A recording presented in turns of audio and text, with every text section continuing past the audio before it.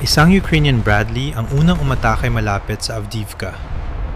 Winakasan nito ang isang Russian armored vehicle at nagdulot ng pagsabog sa loob lamang ng ilang segundo. Bandang alas 6:20 ng umaga, malapit sa Avdiivka, isang maikli pero matinding bakbakan ang naganap.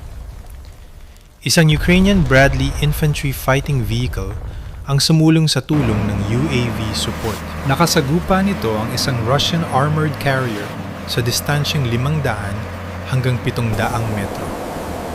Sa loob ng kulang sa isang minuto, tinamaan at hindi na nakagalaw ang sasakyan na sinundan ng fuel explosion. Pagkaraan ng 2 minuto, isang pangalawang Russian armored vehicle ang dumating para mag-reinforce. Ngunit agad din itong nawakasan bago pa man makababa ang mga infantry. Ang buong sagupaan ay tumagal lamang ng kulang sa 5 minuto. Gumamit ang Ukraine ng 2 Bradley vehicles, maliit na grupo ng infantry at mga drones. Ang puwersa ng Russia ay umasa sa mga armored carriers, infantry at artillery na nakapwesto ilang kilometro sa likod ng frontline. Walang teritoryong nagpalit ng kamay at walang malalaking unit ang isinabak. Ang Ukraine ang unang kumilos, kontrolado nila ang timing at umatras matapos makamit ang layunin. Tumugon ang Russia ng may mas malaking bilang, ngunit mas mabagal ang koordinasyon. Sa video na ito, ipapaliwanag natin ang mga nangyari at kung paano kumilos ang magkabilang panig. Aalamin din natin kung bakit ang bilis ng reaksyon ang nagtakda ng resulta ng labanan. Para sa malinaw at fact-based na pagsusuri sa battlefield, mag-subscribe sa channel para laging updated. Alas 4:55 ng umaga, nang magsimula ang serye ng mga kontroladong sagupaan malapit sa Avdiivka. Sa oras na yon, naglunsad ang mga Ukrainian units ng maikling forward movements. Layunin nitong pilitin ang Russia na mag-react nang hindi sumasabak sa matagalang labanan. Karamihan sa mga sagupaan ay tumagal lamang sa pagitan ng 5 hanggang 9 na minuto. Ang mga Ukrainian elements ay dumaan sa mga covered routes, saglit na nakipagbakbakan, at agad na umatras. Ginawa nila ito bago pa makapagtatag ng eksaktong target ang Russian artillery. Sa mga engkwentrong ito, hindi bababa sa isang armored vehicle ang nasira. Maraming grupo ng Russian infantry ang napilitang huminto sa open terrain sa loob ng 12 hanggang 18 minuto. Hindi sila makasulong nang hindi nalalagay sa panganib. May mga tugon ng Russia, ngunit hindi ito naging pantay. Ang artillery fire ay karaniwang nagsisimula 3 hanggang 6 na minuto matapos makita ang paggalaw. Madalas na tumatama ang mga ito ng malayo sa mismong contact points. Ang mga reinforcement attempts ay ginawa sa maliliit na grupo lamang. Nagresulta ito sa mahinang koordinasyon at limitadong epekto sa sitwasyon. Para sa Ukraine, ang layunin ay hindi ang humawak ng posisyon o pumatay ng maraming kaaway. Ang layunin ay sukatin ang bilis ng reaksyon, koordinasyon, at paggawa ng desisyon sa ilalim ng pressure. Bawat contact ay nagbigay ng impormasyon kung gaano kabilis makakatugon ang mga Russian units. Sinukat din ito kung ang kanilang mga support systems ay synchronized o hindi. Bago pa man ang main engagement ng umagang yon, naubos na ng Russian forces ang kanilang oras at balak. Natuon din ang kanilang atensyon sa sunod-sunod na mga alerts. Napanatili ng Ukraine ang initiative at flexibility sa labanan. Ang pagkakasunod-sunod na, ito ang humubog sa kondisyon para sa susunod na mapagpasyang sagupaan.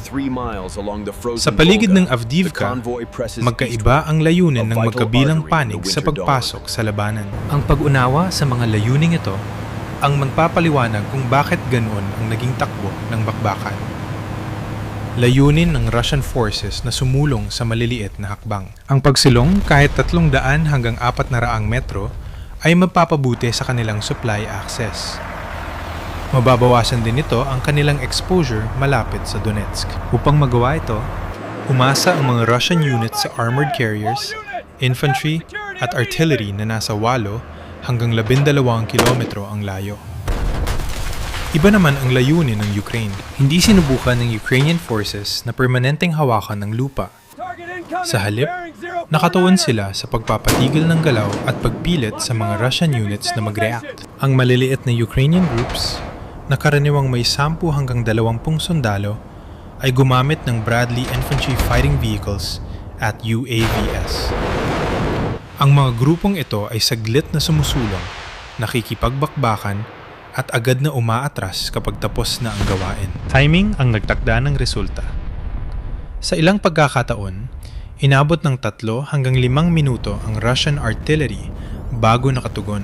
Sa panahong iyon, ang mga Ukrainian units ay nakapagpalit na ng posisyon o nakauwi na.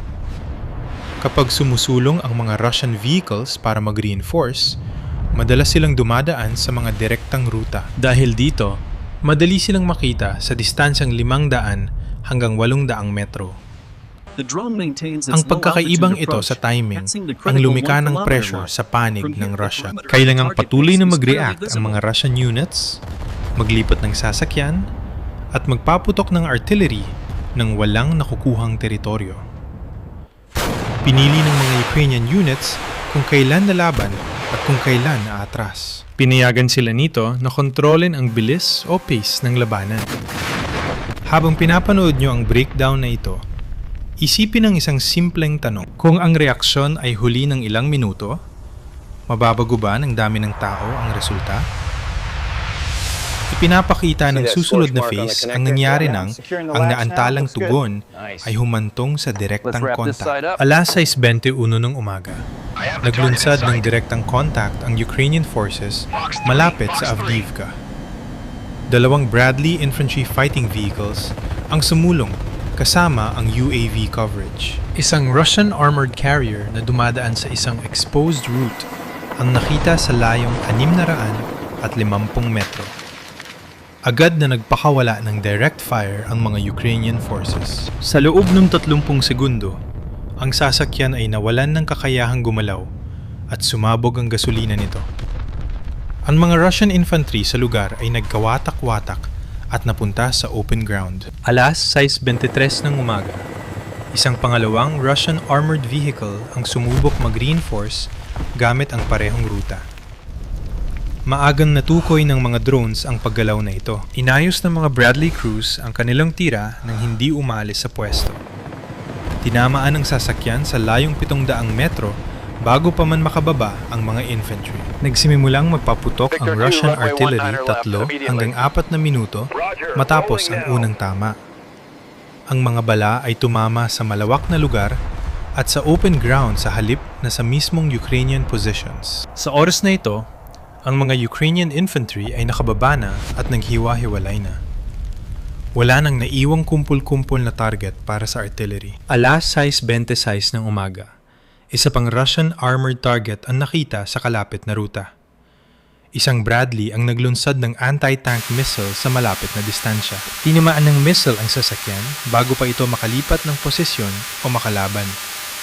Sa phase na ito, sinubukan ng Russian infantry na mag-regroup pero wala na silang armored cover. Bumagal ang kanilang kilos at nawalan ng koordinasyon. Hindi na sumulong pa ang mga Ukrainian units. Pinili lamang ang mga pinapaputukan upang pigilan ang reinforcement at limitahan ang pagtugis. Ang direct contact phase ay natapos sa loob ng kulang 6 na minuto. Nagpadala ang Russia ng maraming armored vehicles at infantry, ngunit nabigong i-stabilize ang sitwasyon. Nakamit ng Ukrainian forces ang kanilang layunin na itigil ang galaw at wasakin ang armor. Dahil nabawasan ang banta ng armor at hindi tumpak ang artillery ng kaaway, naganda na ang mga Ukrainian commander na umatras. Ang labanan ay nagbago mula sa direct contact tungo sa isang controlled withdrawal. Matapos ang paunang pagkawala ng mga armor, pumasok ang labanan sa isang mas masikip na phase. Dahil maraming sasakyan ang nasira, napilitan ng Russian infantry na kumilos ng walang mobile cover. Maliliit na grupo ang sumubok na lumipat sa open ground sa layon 20 hanggang 40 metro bawat takbo. Nagpabagal ito sa kanilang momentum at nagpahina sa koordinasyon. Nanatili ang mga Ukrainian forces sa kanilang posisyon at nagpakawala ng controlled fire.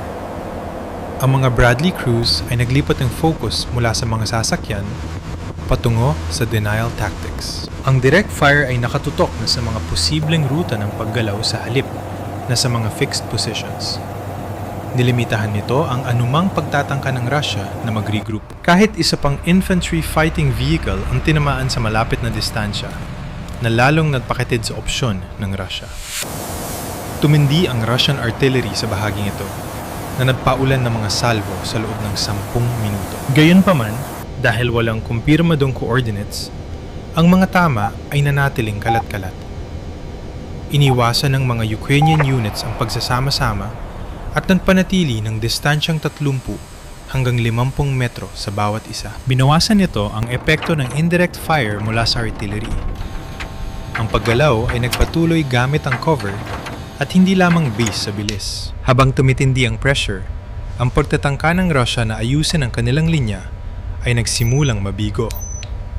Ang mga infantry units ay paulit-ulit na humihinto para maghintay ng armored support na hindi naman makarating. Naging halata ang mga delays sa komunikasyon. Huli na kung dumating ang mga utos at kulang sa koordinasyon ang mga paggalaw. Bawat pagsubok na sumulong ay nagreresulta lamang sa pagkalantad sa panganib ng walang napapala. Hindi na pinalawak ng mga Ukrainian commanders ang sagupaan nang mabawasan ang banta ng armor at bumagal ang kilos ng Russia, nagbago na ang layunin. Ang focus ay naging force preservation at pagkontrol sa disengagement. Ginamit ang apoy ng mapili upang pigilan ang paggabol sa halip na mas lalong sumulong. Sa pagtatapos ng phase na ito, ang Russian forces ay naroon pa rin, pero magulo na. Ang mga sasakyan ay alinman sa damaged o pinigilang sumulong. Ang mga infantry ay naipit sa limitadong teritoryo at nabigo ang artillery na ibalik ang kanilang momentum. Napanatili ng Ukrainian units ang initiative matapos makamit ang kanilang mga agarang layunin.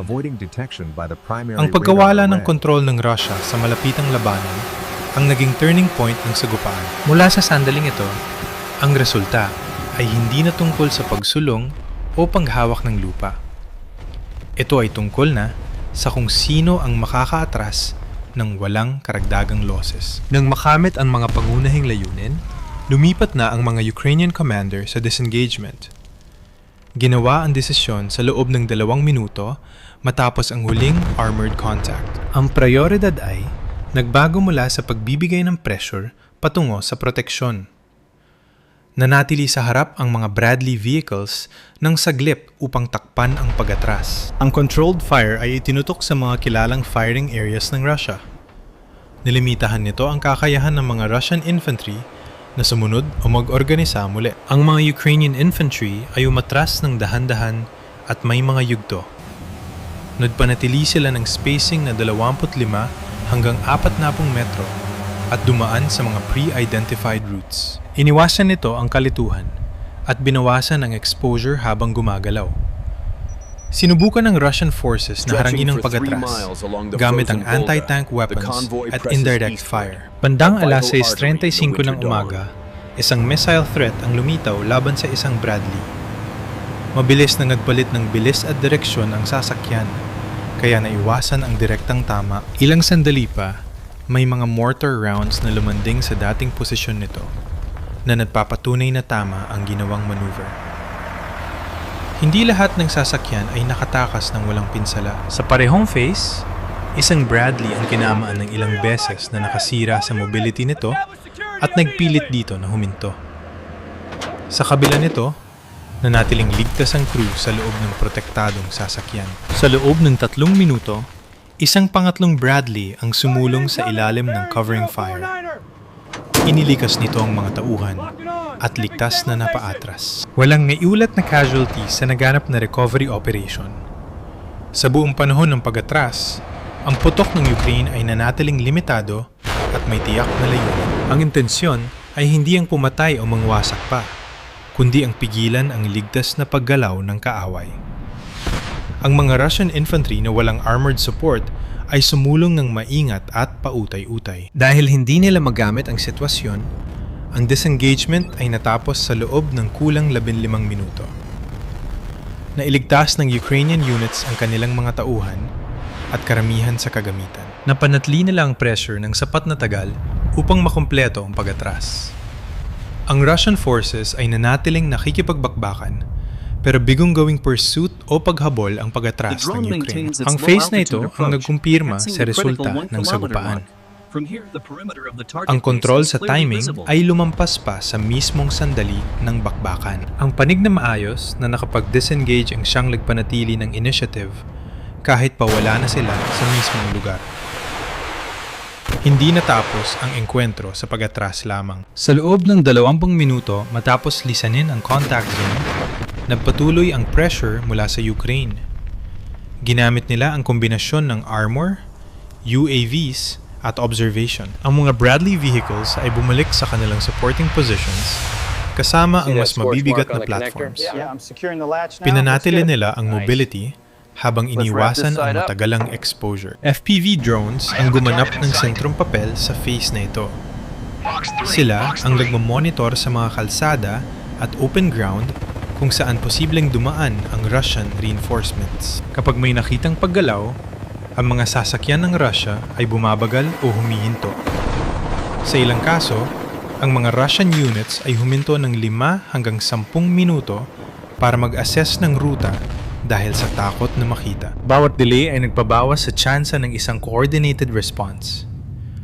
Paliit ng paliit ang opsyon na kinakaharap ng Russian forces. Kapag pinagsama-sama ang mga units, mas madali silang makita. Kapag naman naghiwa-hiwalay, nababawasan ang kanilang combat power. Nananatiling aktibo ang artillery, pero dahil walang coordination sa harap, ang mga putok ay nananatiling kalat. Ang pagtatangkang isulong ang mga sasakyan ay pautay-utay at fragmented. Ang Ukrainian armor ay sumusulong lang ng sapat para takutin ang mga key lines sabay lipat ng posisyon. Ang pagpapaputok ay pinipili lamang, layuning mag-deny ng daan sa halip na sumakop ng lupa. Sa sumunod na 1 hanggang 2 oras, ang pattern na ito ang pumilit sa Russia na paulit-ulit na mag-reposition. Naubos ang kanilang bala, napigilan ang kanilang mga sasakyan, at bumagal ang kanilang tempo. Mahalagang tandaan na hindi ginawang malaking offensive ng Ukraine ang aksyong ito. Walang pagtatangka na hawakan ang forward terrain sa magdamag. Ang layunin ay nanatiling kontrol at hindi ang okupasyon. Sa pamamagitan ng maiikli at unpredictable na bakbakan, nailigtas ng Ukraine ang kanilang mga tauhan. Habang ginagawa ito, patuloy din nilang binibigyan ng matinding strain o pagod ang kalaban. Ang resulta ay hindi isang malaking pagbabago sa mapa. Ito ay isang pagbabago sa ritmo ng digmaan. Sa paligid ng Avdiivka, ang labanan ay hindi na tungkol sa pagsulong ng linya. Ito ay naging tungkol na sa pag-manage ng oras, paggalaw, at bilis ng reaksyon. Sa sitwasyong ito, ang paulit-ulit na pressure ang pumalit sa mga decisive blows. At ito ang nagtakda sa resulta. Ang bakbakan sa paligid ng Avdiivka ay hindi nagresulta sa isang breakthrough o pagbabago sa frontline. Ngunit nagpakita ito ng isang mas mahalagang bagay. Ipinakita ng engkwentrong ito kung paanong kontrol sa timing, impormasyon at paggalaw ay makakahubog ng resulta. Kahit pa walang malaking puwersa ang isabak ng magkabilang panig, hindi umasa ang Ukraine sa dami o sa matagalang bakbakan. Ginamit ang maliliit na units, armored vehicles, at drones para umatake ng mabilis at manggulo. Tumugon ang Russia ng may mas malaking bilang at artillery, pero ang bagal ng koordinasyon ang nagpahina sa kanila. Bawat reaksyon ay laging huli, mas malaki ang gastos, at mas kaunti ang nagagawa. Ang mahalaga rito ay hindi ang bilang ng sasakyang sangkot o ang ikli ng bakbakan. Ang mahalaga ay ang pattern na nabubuo sa paligid ng Avdiivka. Ang labanan ay hindi na nakasentro sa paghawak ng lupa sa anumang presyo. Ito ay tungkol na sa pagpilit sa kaaway na gumawa ng desisyon at paglalantad sa kanilang mabagal na reaksyon. Kung mapapatuloy ang ganitong estilo, ang mga labanan sa Donetsk front ay hindi na madadaan sa major offensives. Maaaring mapapasyahan ito ng mga paulit-ulit na engagements kung saan ang isang panig ang may kontrol, kung kailan magsisimula at matatapos ang laban. Ang pagbabagong ito ang nagtatakda kung paano pinamamahalaan ang risk at kung paano nauubos ang resources sa paglipas ng panahon. Ngayon, nais naming marinig ang inyong pananaw. Sa tingin niyo ba ay magpapatuloy ang ganitong estilo ng labanan nang hindi humahantong sa mas malaking konfrontasyon? Ibahagi ang inyong mga iniisip sa comment section. At kung nais niyo pa ng mas malinaw at fact-based na battlefield analysis, mag-subscribe sa channel at manatili para sa aming susunod na breakdown.